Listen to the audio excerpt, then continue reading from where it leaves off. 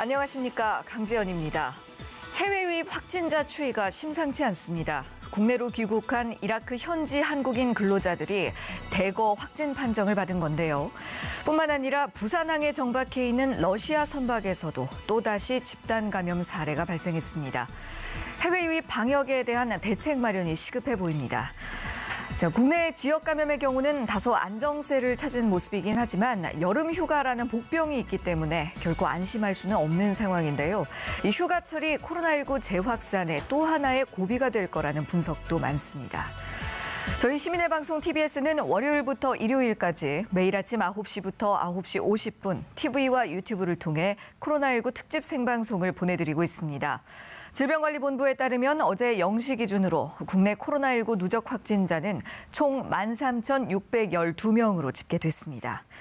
자, 먼저 서울 상황실 나가 있는 기자 연결해서 지난밤 주요 내용과 현재까지 소식 정리하겠습니다. 정선미 기자. 네, 서울시 재난안전대책본부에 나와 있습니다. 예, 전국 확진자 현황부터 살펴보겠습니다. 사흘 만에 신규 확진자가 또다시 60명대로 올라섰네요. 네, 그렇습니다. 지난 월요일에 해외 유입 확진자가 크게 늘면서 신규 환자가 60명대를 넘었었는데 어제도 같았습니다. 어제 0시 기준으로 신규 확진자 61명 발생했습니다. 해외 유입 확진자 수가 국내 발생보다 3배 더 많았습니다. 국내 발생이 14명, 해외 유입이 47명입니다. 해외 유입이 많이 늘어난 이유는 이라크에서 전세기를 타고 귀국한 한국인 건설 노동자들이 어제에 이어 무더기로 확진 판정을 받았기 때문입니다. 해외 유입을 분석해보면 검역 과정에서 20명이 확인이 됐고 지역으로 돌아가 확진된 환자는 경기에서만 18명, 그리고 대구와 강원에서 각 2명, 서울, 인천, 울산, 충북, 경남에서 각 1명씩 추가됐습니다. 이 중 이라크가 20명으로 가장 많았고 우즈베키스탄이 7명, 필리핀이 4명, 카자흐스탄이 3명, 이집트 1명으로 아시아에서만 35명이 유입된 것으로 확인됐습니다. 한편 미주 국가에서 입국한 사람에서도 12명이 확진됐습니다. 국내 발생에서는 서울 6명, 경기 3명, 인천 2명 등 수도권에서만 11명이 나왔고 광주와 대전, 강원에서 각각 1명씩 늘었습니다. 0시 기준 누적 확진자 수 13,612명입니다. 어제는 사망자도 2명 발생해서 누적 사망자 수가 291명이 됐는데 0시 이후 광주 요양병원에서 치료를 받던 90대 여성이 숨지면서 광주에서는 첫 번째, 그리고 전국에서는 292번째 사망자가 나왔습니다. 격리에서 48명이 해제가 됐고요. 총 완치자는 12,396명으로 늘었습니다. 치명률 어제 0시 기준으로 평균 2.14%를 기록했습니다. 네, 해외 유입 사례는 날로 늘어가고 있는데 반면에 국내 발생은 이번 주 들어서 계속 10명대를 유지하고 있습니다. 다만 국내 발생 중에서도 이 서울 지역의 신규 확진자가 어제도 가장 많았죠. 네, 그렇습니다. 해외 유입까지 포함하면 어제는 경기도 확진자가 가장 많긴 했지만 국내 발생만 보면 서울이 다른 지역보다 많습니다. 서울시는 어제 0시 기준으로 해외 유입 확진자 1명을 포함해서 총 7명의 신규 환자가 발생했다고 밝혔습니다.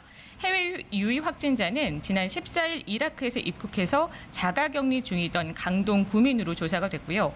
국내 발생 6명의 감염 경로를 분석해보면 한화생명으로 알려진 중구 회사와 관련해서 1명, 관악 사무실과 관련해서 2명, 그리고 경로를 아직 알 수 없는 깜깜이 환자가 3명입니다. 관악 사무실 관련한 확진자 2명은 모두 송파구민으로 군산에 방문한 부천 확진자와 접촉한 것으로 추정됩니다. 이후 오후 6시에 서울시가 한 번 더 집계를 발표하는데 8명이 더 늘었습니다. 전날 확진된 중구 한화생명 직원의 가족과 접촉자가 추가로 양성 판정을 받았고 관악구에서도 한화생명 초발 환자와 접촉한 사람이 확진됐습니다. 그러면서 중구 한화생명 관련 확진자는 총 8명으로 늘었습니다. 또 지난 14일 이라크에서 입국한 근로자 중에서 2명이 용산과 서대문에서 각각 확진 판정을 받으면서 해외 접촉으로 분류가 됐고 광진구에서는 강남구민을 접촉한 70대 여성이 확진이 됐는데 이 환자가 지난 9일에서 14일 제주도를 방문하면서 추가 감염자들이 나오고 있는 상황입니다. 서울시 누적 확진자는 8명을 포함해서 최소 1,457명입니다. 네, 지금 말씀해 주신 사례들 중에서 제주도를 방문했다는 그 확진자 이야기는 어떻게 된 건지 좀 더 자세하게 전해 주시죠. 네, 어제 확진 판정을 받은 광진구의 70대 여성이 제주에 사는 가족을 만나러 떠난 건 지난 9일이었습니다. 14일까지 5박 6일 동안 제주도에서 머무르면서 이 여성은 찻집, 사우나, 음식점 등을 방문하면서 20명을 접촉했습니다. 제주도는 이 20명 중에서 8명의 진단검사에서 확진자 가족 2명과 사우나 직원 1명, 총 3명의 확진자가 추가됐다고 어제 저녁에 밝혔는데 오늘 1명이 더 추가돼서 4명으로 늘었습니다. 검사 결과가 계속 나오고 있어서 확진자는 더 추가될 수 있는 상황입니다. 확진자가 잇따라 나오면서 광진 70대 여성의 확진자 동선이 공개가 됐습니다. 공개된 동선을 보면 제주 한림읍에 있는 정다운 사랑방 찻집과 해빈 사우나를 10일부터 13일까지 매일 방문했고요. 14일 오후에는 인근의 흑돈 본가 음식점에서 식사도 했습니다. 문제는 이 확진자가 지난 11일부터 오한과 기침 등 증상이 있는 채 여행을 했다는 점입니다. 13일엔 가족이 사다 준 해열제를 복용한 상태로 사우나와 찻집 그리고 음식점을 방문한 것으로 조사가 됐습니다. 제주도는 한림읍 내에 있는 유치원부터 고등학교까지 모든 학교에 오늘 등원 등교를 중지하고 다음 주 월요일인 20일 등교 여부를 주말에 결정해서 안내하기로 했습니다. 예, 몸에 조금이라도 그 이상이 있는 경우에는 그 외출을 자제해 주셔야 하는데 몸에 이상을 느끼는 채로 또 여행을 했다니 이 집단 감염 사례로 번지지 않아야 할 텐데 상당히 우려스럽습니다. 자, 마지막으로 경기도 시흥 요양병원 소식도 알아볼까요? 이 확진자가 발생하면서 코호트 격리가 이뤄졌잖아요. 그런데 추가로 또 확진자가 발생했다고요. 네, 시흥 서울대 효요양병원에서 그제 확진자가 잇따라 발생을 하면서 병원 전체가 코호트 격리에 들어갔습니다. 병원에 입원 중이던 80대 환자가 추가로 확진이 되면서 누적 확진자는 총 3명으로 늘어난 상태입니다. 중앙방역대책본부는 어제 12시 기준으로 첫 확진자의 확진 뒤 같은 병실의 환자와 옆 병실의 환자가 추가 확진됐다고 밝혔는데요. 첫 번째 확진자인 70대 A씨가 입원 중이던 8일부터 발열 등 증상이 있던 것으로 지금 조사가 되면서 추가 확진자가 나올 가능성이 있는 상황입니다. 환자와 간병인, 의료진, 면회객 등 180여 명에 대한 검사가 진행이 되면서 120명 가까이는 음성 판정을 받았고요. 방역당국은 역학조사를 진행을 하면서 요양병원의 코호트 격리를 확진자가 발생한 병실 등 일부 시설만 격리하는 부분적인 코호트 격리로 수준을 낮췄습니다. 지금까지 서울시 재난안전대책본부에서 전해드렸습니다. 네, 정선미 기자 수고하셨습니다. 계속해서 코로나19에 대해 좀 더 자세한 이야기 나눠볼 텐데요. TBS 보도본부의 공혜림 기자와 함께합니다. 어서 오십시오. 안녕하세요. 예, 이 튼튼한 방역망은 그만큼 안정된 조직 체계 안에서 가능합니다. 그런 점에서 코로나19 방역 대책만큼 그 대책을 시행하는 중앙과 또 지방정부의 이슈들도 중요하게 살펴봐야 할 텐데요. 오늘은 그 이슈 중에서 이재명 경기도지사에 대한 법원 판결 소식부터 자세하게 살펴보죠. 네, 어제 대법원은 이재명 경기도지사의 허위사실 공표 혐의에 대해서 사실상 무죄로 보고 원심을 파기환송했습니다. 이에 이재명 지사는 지사직을 유지할 수 있게 됐습니다.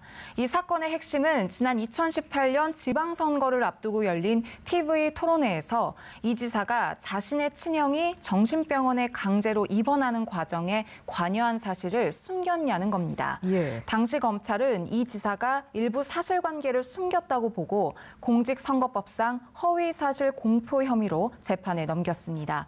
앞서 1심은 무죄로 선고를 했고 2심은 벌금 300만 원의 당선 무효형을 선고했습니다. 현행법상 벌금 100만 원 이상의 형을 받게 되면 당선은 무효되기 때문입니다. 하지만 대법원 전원합의체는 7대5로 원심의 판단을 뒤집고 재판을 다시 하라고 사건을 고등법원에 다시 돌려보냈습니다. 예. 이렇게 해서 그 이재명 지사는 지사직을 계속해서 유지를 하게 된 것이군요. 자, 이제 국내 코로나19 현황 관련해서 이야기를 나눠보겠습니다. 국내 코로나19 신규 확진자 수가 사흘 만에 다시 60명대로 늘어났는데요. 상황 짚어주시죠. 네, 어제 0시 기준 국내 코로나19 신규 환자는 총 61명입니다. 그중 지역 발생은 14명, 해외 유입이 47명입니다.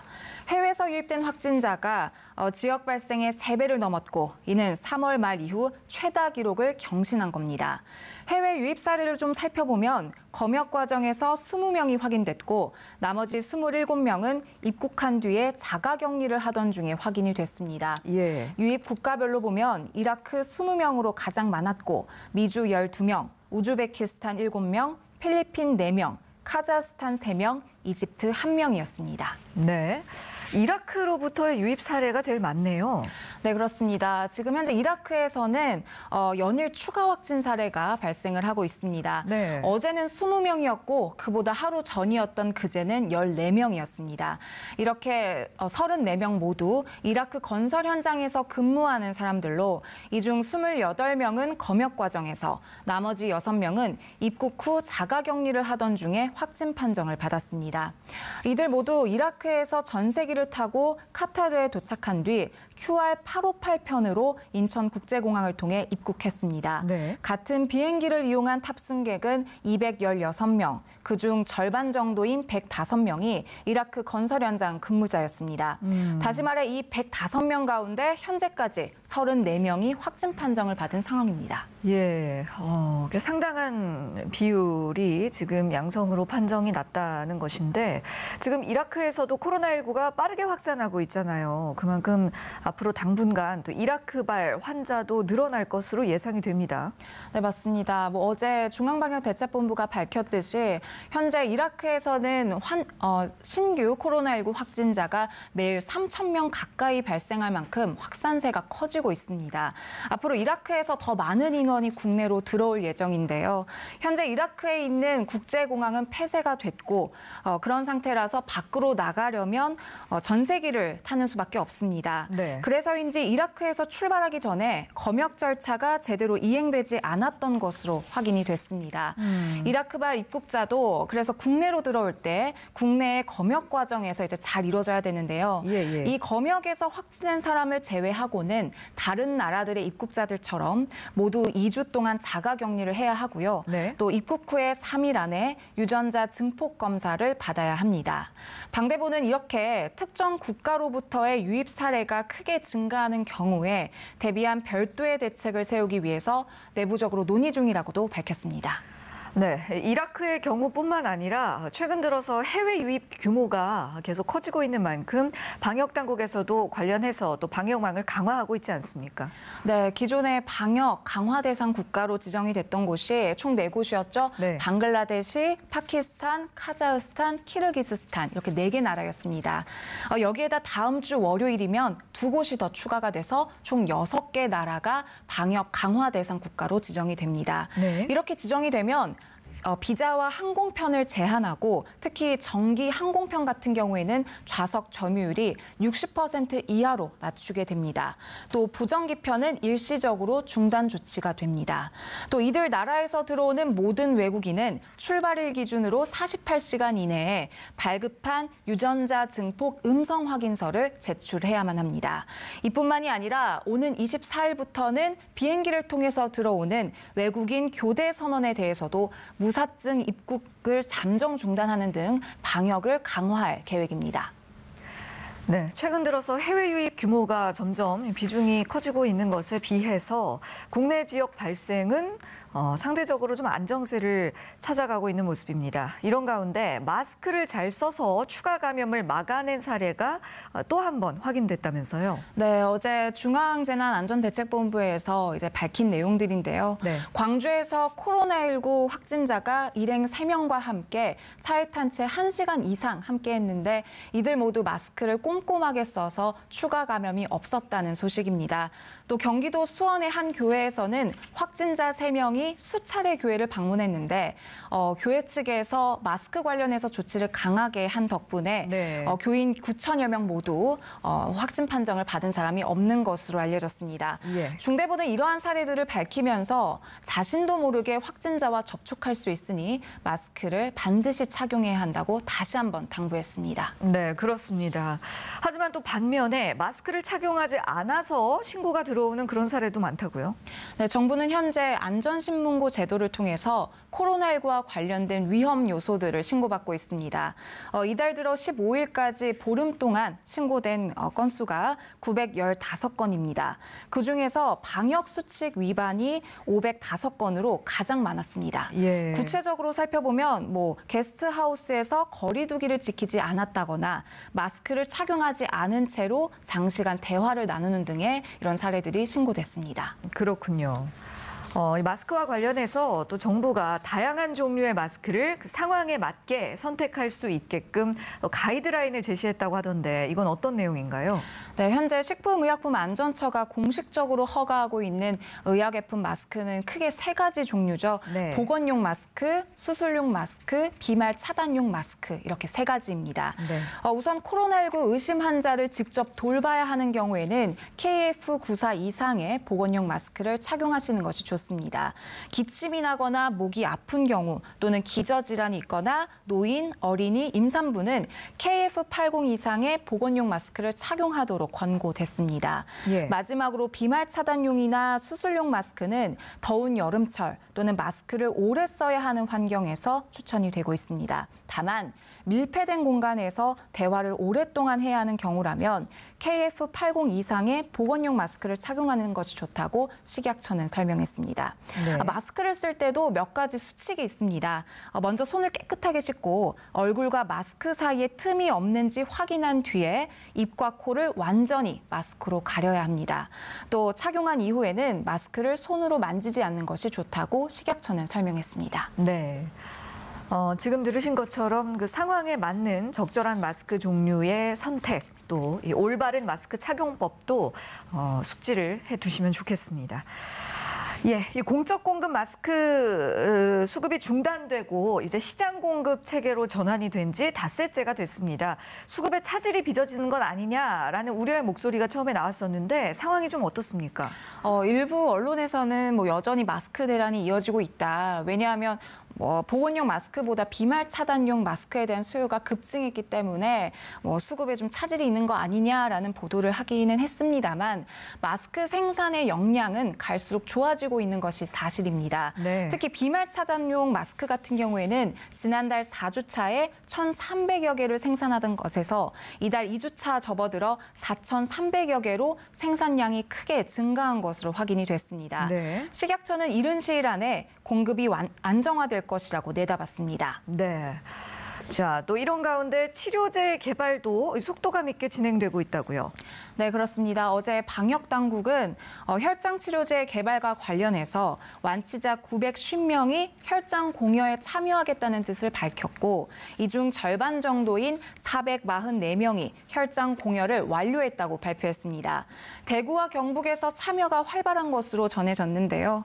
아울러 렘데시비르의 경우 국내 25개 병원에서 중증 환자 57명에 대해 공급이 완료된 상황이라고 전했습니다. 네. 자, 그리고 마지막으로 또 재미있는 소식도 한 가지 들어보겠는데요. 우리나라의 그 모범적인 방역 사례를 이른바 K-방역이라고 부르지 않습니까? 이 K-방역, 또 K-뷰티 이런 것들에 이어서 최근에는 K-좀비 열풍이 불고 있다고 하는데 이건 어떤 내용인가요? 네, K-좀비 열풍을 불러일으켰던 영화였죠. 부산행의 속편인 반도가 개봉하면서 극장가에 활력을 불어넣고 있다는 소식입니다. 국내에서는 개봉 첫날 35만 관객을 동원하기도 했습니다. 예. 영화 반도는 칸 국제영화제에 공식으로 초청된 것은 물론 해외 185개국에 판매되는 쾌거를 이루기도 했는데요. 현재 아시아 곳곳에서 박스오피스 1위에 오르며 기염을 토하고 있습니다. 할리우드 대작들의 개봉이 연기된 가운데 8월 7일 북미 개봉도 확정이 됐습니다. 이런 가운데 한국이 안전한 영화 관람 문화도 선도할 수 있을 것이란 기대가 나오고 있습니다. 네.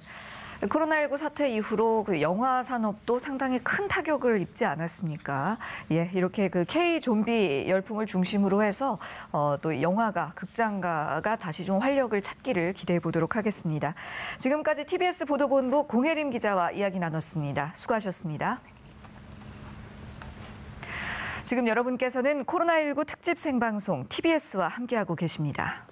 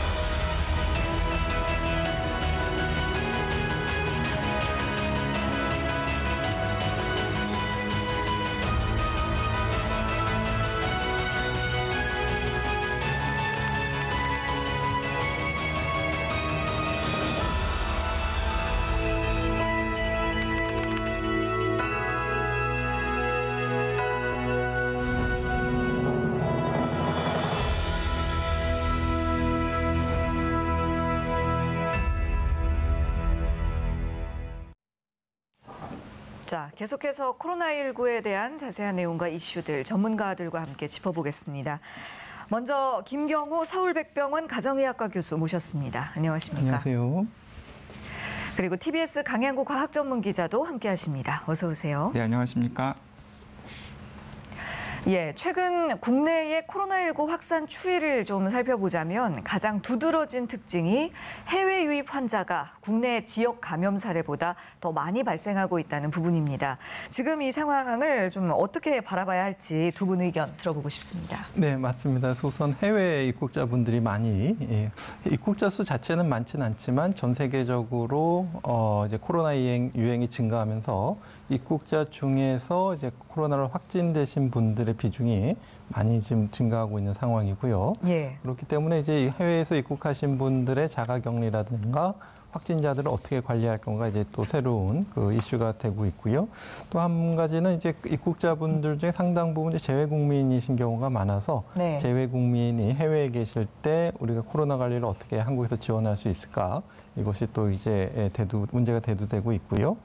국내 발생 현황을 보게 되면은 이제 수도권에서도 아직까지 이렇게 큰 대규모 유행은 없지만 소규모 유행 감염이 계속 끊이지 않고 감염병으로 깜깜이 환자들을 통한 소규모 집단 감염이 계속 이어지고 있는 상태고요. 네. 또 최근에 이제 제주도에서 서울에서 제주도 여행을 가셨던 분을 통해서 또 제주도에서 일부 지역 감염, 그러니까 가족이라든지 방문하셨던 곳의 사우나라든지 이런 데서 이제 추가적인 확진자가 보고되고 있고 광주 지역 같은 경우에도 이제 일부 소수가 접촉자로부터 이제 감염되신 사례가 또 보고되고 있는 상황이라고 할 수 있겠습니다. 예.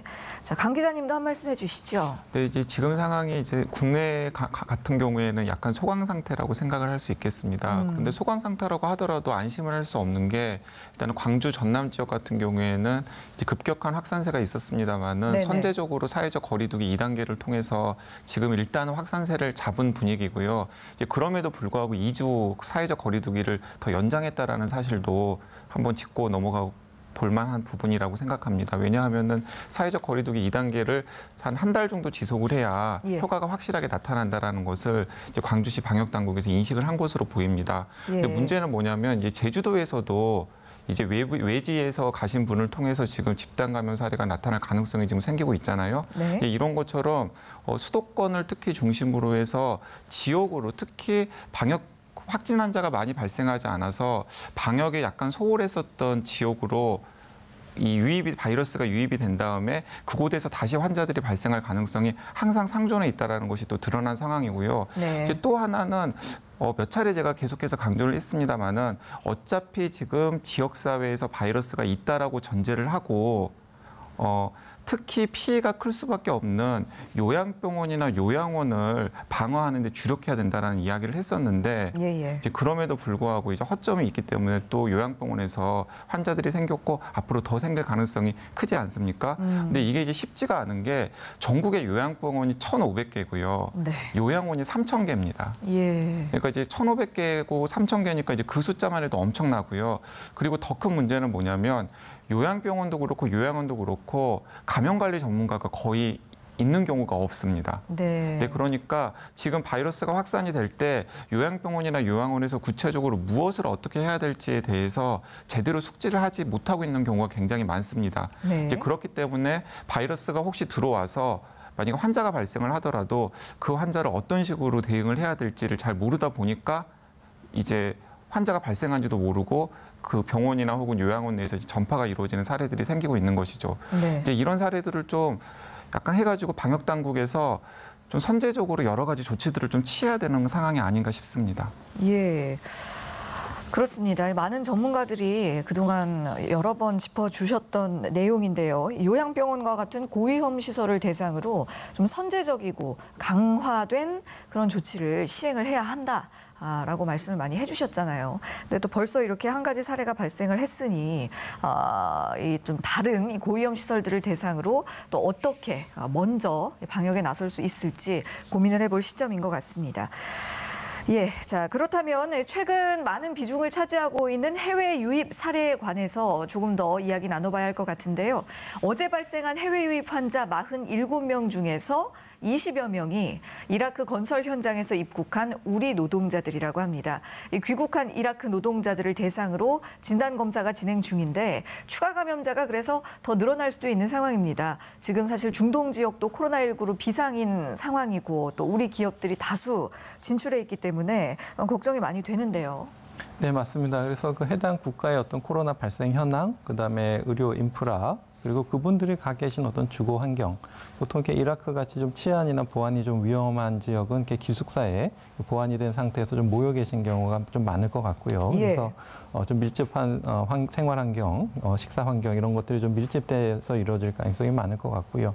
그래서 6월 중순에도 그 비스마야 그 신도시 건설 현장에서 이제 60대 분이 한 분이 사망하셨고 또 거기 건설 현장에는 이제 이라크인 분도 있지만 이제 방글라데시 제3국에서 오신 노동자분들도 계셨는데 방글라데시인 한 명도 사망한 것으로 알려져 있고요. 그래서 거기서 한번 이제 집단 감염이라든지 이제 사망자 발생이 있었던 적이 있었고 최근에는 이제 말씀하신 것처럼 그 원유 정제 시설을 건설하는 그 사계 건설회사가 600여 명의 한국 분들이 가셔서 하고 있는 그 건설 현장에서 집단 감염이 생기고 있고 그쪽에서 귀국하셨던 분들 100여 명 중에서 상당수가 지금 계속 확진이 나오고 있는 상황이거든요. 네. 그래서 이제 2차적으로 또 들어오실 예정이 있는데 이제 이분들은 비교적 기저질환이 없고 또 이제 건강하시고 젊으신 분들이 많을 가능성이 많은데 그래서 일단은 기저질환이 없으신 분들은 이제 생활치료센터에서 그리고 좀 기저질환이 있으신 분들은 이제 병원에서 이렇게 분류를 해서 이제 치료가 이루어질 예정이라고 하는데요. 아무래도 이제 들어오시는 분들의 어떤 들어오시는 과정에서 추가적인 교차 감염이라든지 아니면은 확진되신 분들에 대해서 적절한 의료 서비스를 제공한다든지 또 이제 그 음성이지만 이제 2주간 자가격리를 하실 때 자가격리를 좀 잘 지키시도록 하셔야 되고 또 외국에서 오시는 분들은 대부분 가족들이 먼저 감염되시는 경우가 많기 때문에 가족들이 감염되지 않도록 좀 관리가 좀 잘 필요할 것 같고요. 그래서 이제 지방자치단체에서는 이제 가족분들끼리 좀 자가격리가 어려울 때는 안심 숙소라 그래서 조금 좀 저렴하게 가족분들이 이용하신다든지, 그다음에 지자체에서 그 숙소 비용을 좀 지원해 준다든지 해가지고 가족분들이 좀 안전하게 격리할 수 있는 이런 방안들이 지금 모색되고 있는데 무엇보다도 이제 자가격리로 이제 통지를 받으신 분들은 2주간의 자가격리를 좀 잘 지켜주시는 것이 또 필요할 것 같고요. 또 한 가지 이제 정부에서는 이렇게 해외에서 좀 의료시설이 열악하면서 코로나19 유행이 증가하고 있는 이런 국가에 나가고 계신 그 노동자들을 위해서 한국에서 좀 의료 지원을 하는 방안들을 특히 이제 원격 진료라든지 이런 것들을 좀 고민하고 있는데 아직 해본 적이 없는 부분이기 때문에 그리고 특히 그 일반 진료라기보다는 코로나19에 대해서 또 중점적으로 진료를 해야 되는 부분인데 좀 많이 풀어야 할 숙제가 좀 많이 있을 것으로 예상이 됩니다. 예. 그렇습니다. 또 뿐만 아니라 선박 쪽에서도 확진자가 계속 발생하고 있는데요. 부산항에 정박해 있는 러시아 선박에서 또다시 집단 확진 사례가 발생했습니다. 이에 대해서도 대책 마련이 시급해 보여요. 네, 그렇습니다. 이제 그 전에 그 중동 지역에 관련해서 약간 특수한 상황도 한번 짚을 필요가 있어가지고 약간 네네. 덧붙여서 말씀을 드리면은요. 예. 중동 지역에서 오시는 분들은 기본적으로 코로나19에 노출이 되었다라고 생각하고 방역을 하는 것이 좋아 보입니다.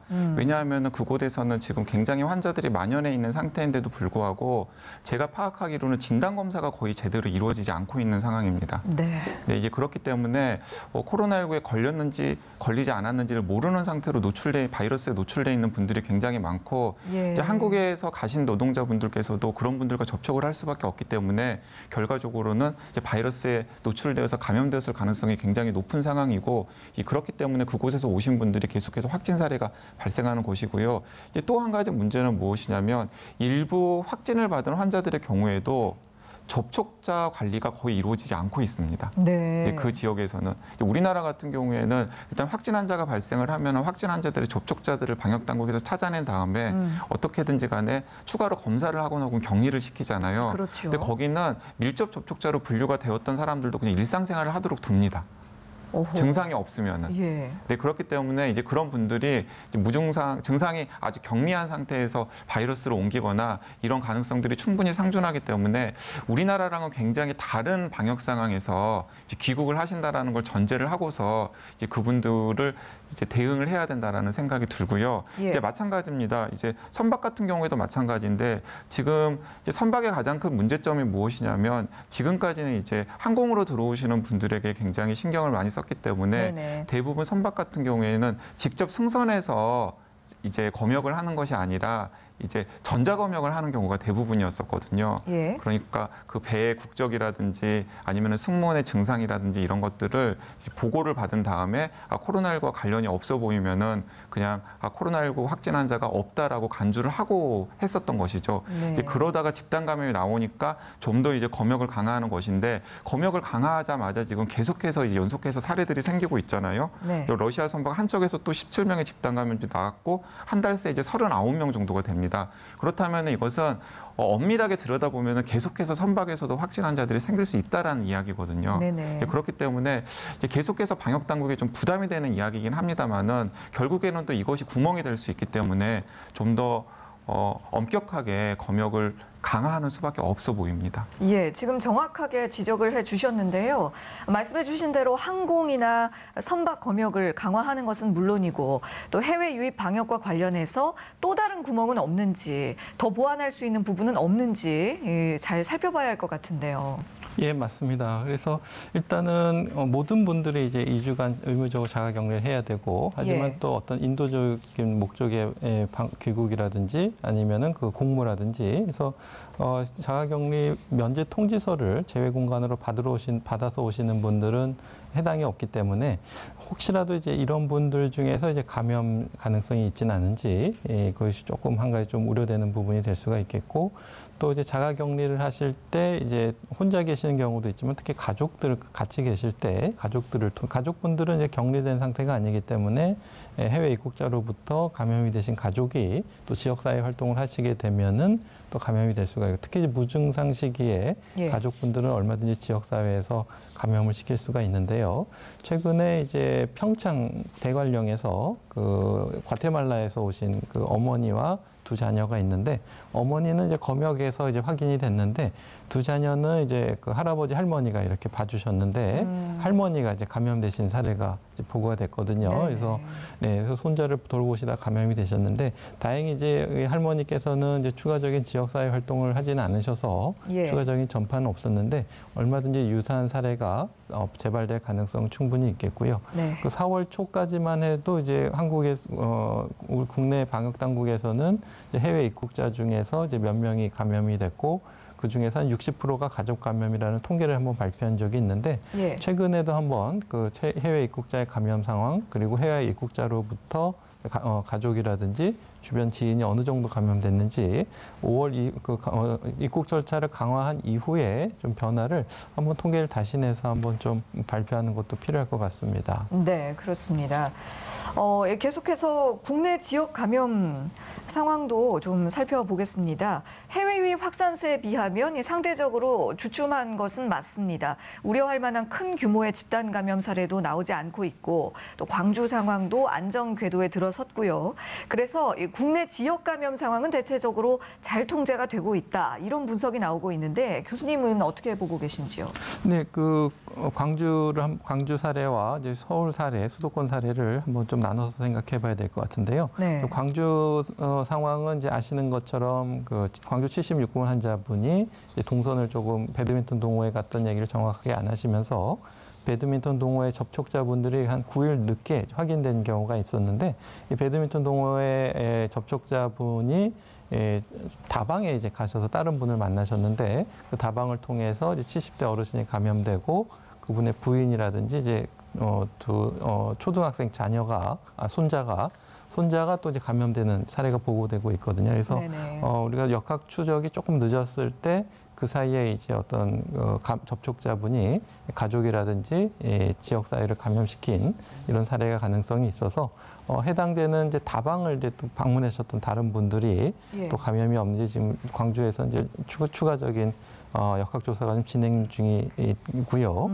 그리고 이제 기자님 말씀하신 것처럼 요양원에 이제 또 굉장히 사망률이 높은데 광주에서 한울요양원에서 이제 94세 어르신이 사망한 사건이 있었는데 최근에 이제 2주 자가격리되면서 80대 어르신도 이제 추가적인 무증상 감염이 또 이제 확인돼서 요양원에서 계속 추가적인 감염이 나오는 것이 좀 우려될 수가 있겠는데, 근데 다행히 광주에서는 요양원에서 이제 요양원 입소하신 분들을 대상으로 처음에 전수조사를 하고 2주간 이제 코호트 격리를 하게 되는데 2주 동안 기다리지 않고 중간중간에 2차, 3차, 4차 검사를 해서 중간에 확진되시는 분들을 빨리 찾아냈다는 것은 좀 우리가 주목할 필요가 있는 것 같은데요. 네. 간혹 이제 어르신들 중에서 처음에 음성이고 2주간 자가격리를 하다가 2주째 검사에서 양성이 나왔는데 그때 이제 무증상으로 폐렴이 상당히 진행된 다음에 발견이 돼서 3, 4일 만에 사망하시는 사건도 드물게 있기 때문에 특히 어르신들 같은 경우에는 자가격리 동안 증상이 있으신지 잘 살펴보시고 2주 동안 기다리지 말고 중간에 2차, 3차 PCR 검사를 해서 양성으로 확인되는지 빨리 발견하는 것들도 좀 한번 참고해 볼 만하겠고요. 이제 수도권 같은 경우에는 기자님 지적해 주신 것처럼 요양원에서 이제 또 확진자가 나왔는데 입소하신 분 같은 경우에는 이제 증상, 기침 가래 같은 것이 며칠 동안 있었는데 좀 빨리 발견이 된 것 같지는 않습니다. 그래서 요양병원에서의 어떤 집단 감염이 생기게 되면은 특히 고령의 기저질환을 가지신 어르신들이 걸리게 되면은 사망률로 이어지기 때문에 특히 요양병원에서는 이런 코로나19 감염 관리를 좀 철저히 해왔을 텐데 이 사례가 또 재발된 것이 좀 안타까운 사례가 되겠고 왜 생겼는지 좀 한번 확인도 필요할 것 같습니다. 그래서 처음에 신규로 입소하시는 분들은 아마 의무적으로 코로나 검사를 다 하신 다음에 음성인 걸 확인하고 들어가셨을 것 같은데 혹시라도 그분이 어떤 잠복기에 있다가 처음엔 음성이었지만 입소하고 나서 이제 양성으로 전환된 건 아닌지 살펴볼 필요가 있겠고 이제 그러신 분들은 바로 이렇게 다인실에 계시지 말고 한 2주 정도 자가격리처럼 격리된 방을 따로 이용하면서 이제 2주 후에 코로나 검사가 음성인 걸 확인하고 다인실을 이용한다든지 이렇게 좀 추가적인 대책이 좀 필요해 보이고요. 또 좀 기침이라든지 가래 같은 것들은 사실 어르신들에게서 이제 만성기관지염 때문에 조금 하실 수는 있다고는 할 수 있지만은 지금 같은 경우에 조금이라도 의심되면 주의를 하고 검사를 좀 우선하는 것들이 좀 필요할 것 같은데 이제 요양병원에 계신 이제 어르신을 코로나 검사를 하려면은 이제 보건소 선별검사소에서 채취하러 누가 오시던가 아니면 모시고 가서 검사를 해야 되는데 그러기에는 좀 마병 상태에 계신 분들 쉽지는 않으실 수가 있는데 그래서 이렇게 조금 규모가 있는 요양병원에서는 아까 기자님께서 감염관리 전문 인력 말씀하셨는데 좀 자체적으로 이제 검사만 좀 할 수 있게 사실 이제 채취할 수 있는 면봉하고 이송할 수 있는 배지만 있으면 할 수가 있거든요. 그리고 이제 조금 별도의 격리된 간이음압실이라든지 야외에서 이제 채취를 할 수도 있는 부분이기 때문에 네네. 그래서 그 검체만 보내면 또 바로 확인할 수가 있기 때문에 특히 이제 규모가 작은 요양병원에서 요양병원은 이제 의사가 있거든요. 의료진이 있기 때문에 그분들이 이제 요양원 자체 내에서 좀 검체만 채취해서 의뢰를 좀 하게 되면은 보다 좀 손쉽게 수월하게 할 수가 있기 때문에 좀 검사가 수월하게 할 수 있다는 거는 조금 의심됐을 때 좀 적극적으로 할 수 있다는 것을 뜻할 수가 있기 때문에 맞습니다. 네, 요양병원에서도 이제 좀 자체적으로 검사를 시행할 수 있는 이러한 방법들이 좀 많이 도입됐으면 좋겠습니다. 네. 지금 교수님께서 자세하게 잘 설명을 해주셨는데요. 그렇습니다. 국내 지역 감염과 관련해서 최근 들어 살펴봐야 할 부분은 여전히 수도권을 중심으로 산발적인 감염이 계속되고 있다는 것, 그리고 특히 시흥 요양병원 사례처럼 감염병에 취약한 요양시설에서 감염 소식이 계속해서 나온다는 점, 이런 부분들을 좀 주목해 볼 만하겠습니다.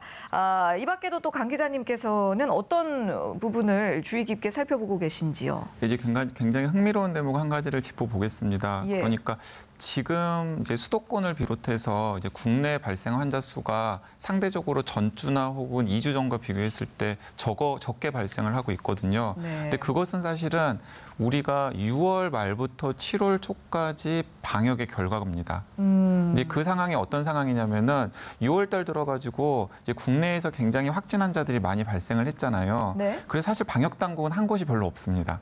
방역 당국은 추적하는데 굉장히 급급하기 때문에 별로 한 곳이 없고요. 네, 따라가는 식으로. 따라가는 식으로. 그런데 이렇게 확진 환자들이 많이 발생을 하면 자연적으로 시민들이 약간 위축됩니다. 예, 그래서 마스크도 좀 더 철저하게 착용을 하고 그리고 사람들과 만나는 일도 조금 줄이는 경향이 있거든요. 네. 이제 그런 것들이 이제 6월 셋째 주, 넷째 주부터 7월 초까지 있었던 것으로 보입니다. 그리고 이제 그 결과가 이제 지금 나타나는 것으로 보이는데요. 네. 그럼 이제 앞으로 또 7월 이제 후반기 2주 같은 경우에는 이제 7월 첫 주, 둘째 주에 사회적 거리두기 수준이 어느 정도였는지에 따라서 또 수도권을 비롯해서 이제 지역 발생 환자 숫자들이 확인이 될 거거든요. 예, 예. 그래서 만약에 7월 셋째 주, 넷째 주에도 계속해서 10명 미만으로 지역사회 감염 환자들이 나온다 그러면은 이유야 어떻든 간에 지역에서 발생하는 환자들의 비율을 좀 잡았다라고 네. 생각할 수 있을 텐데 또 7월 첫째 주, 둘째 주에 조금 더 느슨해진다 그러면은 분명히 셋째 주, 넷째 주에는 지역 발생 환자들이 더 생길 가능성이 굉장히 결과가 크거든요. 나타나겠죠. 네, 그러면은 이제 문제가 됩니다. 왜 문제가 되냐면 7월 말 또 8월 첫째 주, 둘째 주는 본격적으로 휴가철이기 때문에 이제 휴가 가시는 분들을 분산한다라고 하더라도 어쨌든 간에 그 기간에 몰릴 수밖에 없거든요. 네. 그러면은 이제 그런 분들이 마치 5월 초에 이태원발 집단 감염이 생긴 것처럼 전국으로 확산이 되어서 이제 환자들이 또 더 많이 발생할 수 있는 가능성이 있기 때문에 지금이 상당히 좀 크리티컬한 포인트가 아닌가 하는 생각이 듭니다. 네, 또 중요한 부분을 짚어주셨습니다. 자, 이제 좀 또 다른 이야기를 해봐야 할 것 같은데요. 얼마 전까지만 해도 가장 뜨거운 이슈였죠. 코로나19에 대응해서 온라인 수업을 시행한 지 오늘이 100일째 되는 날입니다. 등교 수업이 시작된 지금도 학교 현장에서는 또 원격 수업이 병행되고 있는 상황인데 코로나19가 계속 장기화되면서 이제는 뭐 또 하나의 교육 방법으로 정착이 되고 있는 분위기 아니겠습니까? 네, 그렇습니다. 사실 이제 아무도 가보지 않은 길, 특히 이제 교육 분야에서도 이제 많은 분들이 노력을 해주셨고요. 특히 이제 등교 수업과 원격 수업을 병행하면서 또 등교하는 학생들의 어떤 방역 관리도 같이 해야 되고 참 학교에서 부담이 여러 가지 많으셨는데 최근에 그 유은혜 부총리가 부산에 있는 한 국제 외국어 고등학교를 방문한 사례를 잠깐 보게 되면은 그 학생들이 예를 들어서 이제 독일어 수업을 받는데 독일어 선생님한테 받을 수도 있지만 또 독일어 문화원에 있는 원어민 강사와 이렇게 3자가 연결을 해서 원격으로 수업을 한다든지 예. 그렇게 되면은 그 강사나 선생님을 학교 내에 계신 뿐만 아니라 다양한 자원에서 또 이제 과학 수업 같은 경우에는 뭐 국립수산과학원하고 연결해서 그쪽에 있는 선생님 강의를 듣는다든지 이렇게 네네. 다양한 강사들을 다 함께 초빙해서 수업을 진행한다든지 또 아니면 과학 실험실 같은 경우에도 이제 한 곳에 넓은 공간이 필요하지만 그걸 쪼개서 이제 화상으로 연결해서 다 같이 공간은 나눠져 있지만 다 같은 뭐 실험 실습 수업을 할 수 있다든지 또 아니면은 이런 대면 수업을 하게 되면은 사실 한 가지 강의를 쭉 다 같이 들어야 되는데 예. 수준별로 여러 가지 교육 콘텐츠를 나누게 되면은 학생들의 수준에 맞게 자기에 맞는 수준을 골라서 듣고 또 좀 어려운 학생들은 기본적인 강의를 계속 반복해서 듣는다든지 수준별로 또 맞춤 교육이 또 가능할 수가 있겠고요. 그래서 네. 뭐 원격 수업, 특히 온라인 수업 같은 것들이 이제 반자의적으로 강행이 됐지만 오히려 이제 좀 긍정적인 교육에서 효과가 보이고 있고요. 네. 학생들이 요구하는 것은 이제 온라인으로 자료를 찾거나 이렇게 수업하는 과정에서 어떤 교육 콘텐츠 자체를 배우는 것도 중요하지만 학습법을 학습하는 것. 그러니까 메타 학습. 그래서 예. 어떻게 하면은 양질의 자료를 빨리 찾을 수 있는지 이제 학습법을 다시 한번 배우고 싶다 이런 또 요구도가 새로 생기고 있어서 우리가 교육의 어떤 그동안의 등교 수업을 통해서 우리가 과연 코로나19 감염을 무릅쓰면서 등교 수업을 통해서 하려는 어떤 교육의 본질이 무엇인가를 한번 생각해 봤었는데 이렇게 원격 수업과 이제 병행하면서 여러 가지 기술이 접합되면서 이제 교육도 이제 다양하게 앞으로 빨리 변할 수가 있겠고 또 지금도 많은 국제 주요 회의라든지 정상 회의라든지 회사에서는 이제 이런 온라인 회의 같은 화상 회의를 많이 하고 있는데 이런 그 화상 회의라든지 온라인 수업에 익숙해진 학생들이 앞으로 이렇게 변화된 국제적인 회의 같은 거에서도 또 빨리 적응하고 보다 효율적으로 국제적인 교류 같은 것도 잘 이루어질 수 있을 것 같아서 지금 학생들이 나중에 이제 기성세가 됐을 때 또 한국에서 발전할 수 있는 좋은 기회가 될 수 있을 것으로 기대가 됩니다. 네, 그렇습니다. 이 코로나19로 인해서 정말 우리 삶에, 우리 생활에 많은 부분들이 변화하지 않았습니까? 물론 부정적인 측면이 굉장히 많겠습니다만, 하지만 이렇게 또 긍정적인 변화도 찾아볼 수 있겠는데요. 말씀해 주셨듯이 우리 교육의 패러다임도 변화하고 있다라는 부분은 또 긍정적인 측면의 하나로 해석을 해볼 수가 있겠습니다. 이번에는 백신 이야기로 넘어가겠는데요. 전 세계가 코로나19 백신 개발에 착수해 있는 상황이지요. 올 연말쯤이면 이 백신이 나올 거란 전망도 고개를 들고 있습니다. 지금 이 백신 개발이 어느 단계쯤 와 있는 건가요? 일단은 주목해야 될 것은 이제 영국입니다. 오히려. 네. 그러니까 우리나라에서는 이제 미국의 모더나의 DNA, RNA 백신에 대해서 굉장히 많은 관심이 집중되고 있는데요. 맞아요. 예. 근데 사실은 그 모더나 백신보다 오히려 주목을 해야 될 것은 영국 옥스퍼드 대학교 제너 연구소에서 그 침팬지 감기 바이러스인 아데노바이러스를 이용해서 만든 백신이 네. 좀 주목을 해야 될 것 같습니다. 왜 주목을 해야 되냐면 이제 백신 임상 시험이 일상 시험이 있고 이상 시험이 있고 삼상 시험이 있는데요. 네네. 일상 시험은 안전성을 체크하고 이상 시험은 효과를 체크하고 삼상 시험은 진짜로 광범위하게 이 백신을 사용할 수 있는지 여부를 최종적으로 체크하는 임상 시험입니다. 예. 근데 삼상 시험에 간 유일한 백신이 그 옥스퍼드 대학교 제너 연구소에서 만든 백신입니다. 예. 예, 지금 현재 그 영국 현지에서 영국은 지금 여전히 좀 환자들이 많이 발생을 하고 있기 때문에 영국 현지에서 지금 그 많은 시민들에게 지금 이 바이러스 백신을 지금 찔러 넣었고요. 네. 그리고 그 시민들이 이제 어떻게 바이러스에 반응하는지를 지금 지켜보고 있는 상황이거든요. 그래서 그 옥스퍼드 대학교 제너 연구소에서 만든 백신과 관련된 이 삼상 임상시험 결과가 이제 부분적으로라도 가을쯤에 나오면은 이제 그 바이러스 백신이 가장 먼저 대량 생산이 될 가능성이 있다라는 걸 말씀을 드리고요. 네. 그리고 이제 모더나 백신 같은 경우에는 이제 국내에서 굉장히 많이 주목을 하고는 있습니다만은 사실은 일단은 한 번도 실험해 본 적이 없는 RNA 백신이라는 것도 약간 걸리는 부분이고요. 그리고 다른 하나는 지금 굉장히 빠른 속도로 지금 삼상 임상시험에 이제 들어가겠다라고 7월 달 안에 들어가겠다라고 했습니다. 예. 그런데 모더나사 입장 자체가 이렇게 백신을 찔러 넣은 시민들을 앞으로 2년간 관찰을 하겠다라는 거거든요. 네. 그러니까 내년 7월, 내후년 7월까지 관찰을 해야 이 백신의 안전성과 효과성이 확실하게 증명이 될 것이다라는 게 모더나의 입장인데 정작 이제 미국 행정부는 지금부터 생산을 하겠다라고 이야기를 하고 있습니다. 그러니까 이제 뭔가 좀 앞뒤가 안 맞는 그렇네요. 행보인 거죠. 네, 그래서 그렇게 걸리는 대목들이 있기 때문에 굉장히 우리가 운이 좋다면은 올해 안에 백신이 대량 생산이 되어서 내년 초 정도에는 사용을 할 수도 있겠지만은 그 가능성은 사실은 높아 보이진 않는다라는 걸 말씀드리고 싶습니다. 예, 잘 알겠습니다. 지금까지 김경우 서울백병원 가정의학과 교수, TBS 강양구 과학전문기자와 말씀 나눴습니다. 수고하셨습니다. 네, TBS 특집 코로나19 오늘은 여기서 마칩니다. 고맙습니다.